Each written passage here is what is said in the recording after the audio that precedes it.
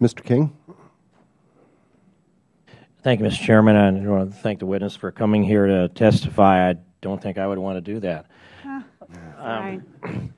But we all think about this from the perspective of our backgrounds, and Sure. there's a strong culture in America in agriculture, and I grew up in rural communities and rural areas, out in the country, and we only had 25 acres, and that was all timber. So I could go out and either cut trees and do that and fix fence, which we did, or I could work for the neighbors. It was a good thing for me to go out when I was very young, and I was very proud to be able to go next door and pick up a $5 bill for a day's work. And I learned how to work, and I remember that the first time I was put on machinery, it was for 75 cents an hour. I probably wasn't worth that, but I learned something about machinery, and today we have a second-generation construction company that's heavy equipment that runs in multiple states that grew out of that training that I received when the only opportunity I had was to go to work for the neighbors. And now I see that we have, and some of this is going to be not specific to the rules you're proposing here, but the anomalies that come from the expansion of the nanny state, this aggressive expansion of the nanny state, which is what I think Mr. Bartlett has addressed. And I think in terms of this is during the previous administration when the Department of Labor came into my district to examine some youth that were working in a convenience store. And they went and interviewed them in their households, and they said, have you ever worked after 7 o'clock on a school night? Well, 2 of them said yes one night. Well, that's 2 violations. Have you ever operated the pizza dough maker?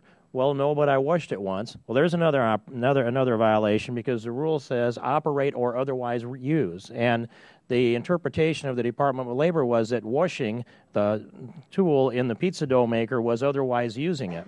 And now, so I look at this and I think, what are we teaching our youth? Where do they learn their work ethic if we are going to ban them from working on a school night past 7 o'clock, ban them from washing the pizza dough maker, ban them from running the lawnmower up until they're the age 18, but give them a driver's license so they have the ability to go 120 mile an hour and turn the radio up full blast? I mean, there's not and I know that isn't your rule address this, but well, no, but the 120 miles an hour. They have the ability to. Well, yeah, but it's not. Yeah, I know there's a rule, but you don't really come here to propose to us that the rules are always followed. So I think you'd recognize that people sometimes violate them, but I just bring you back to this that is part of the rules that are in front of us, and that is that when I look at prohibits them from hurting livestock in a confinement, that means that a 9, 10, 11, 12, 13, 14, 15-year-old waiting for their 16th birthday can't step into a hog confinement and help sort pigs that are older than 6 months old. Even with an adult there to supervise them who has been presumably authorized by the parents, who are those who have the most vested in the protection of their children. Can't do so on horseback. Can they ride a horse? And if there's another horse next to them, is that hurting? Will that be the interpretation that comes, kind of like washing a pizza dough maker is operate or otherwise use? I just think this is completely outrageous to move down this path. But the real question I originally came as I listened to you talk is this, that you said that agriculture is the most dangerous and the injuries to youth are significantly greater there than any other occupation. So what is the second greatest danger for youth in an occupation? If agriculture is first, what's the second? Congressman, I don't know. I can get you the answer to that. I mean, I would just find that very curious that Sure. If you looked at the data... I would speculate maybe construction, but I don't know for sure. But if we're looking at data and we're driven by data... hopefully we're not driven just by anecdotes, but driven by data. If the data says agriculture and we don't know what's the second most dangerous, let me pose this other piece. Well, I mean, people know. I just don't happen to have... Yeah, I understand, but you're our expert witness. And so and I don't mean that to mean it derogatorily. I just think that a professional curiosity would want to look at the full list of that and have an understanding of what that data means. And if you only know, you're ready to prepare to testify about one component of all that data, then probably the proportionality of it isn't been internalized professionally. And that's curious to me that could be the case. I'm not saying would be the case, but I'm just going to pose this then, that we've banned kids from working in every other profession that I can think of except agriculture. And so the only place that's really left for them to work that I know of is agriculture because of the exemptions that are there. So wouldn't it be that if the only place kids were really working in reasonable numbers is agriculture, if that's where the injuries are, yeah, that's kind of a no-brainer to figure that out.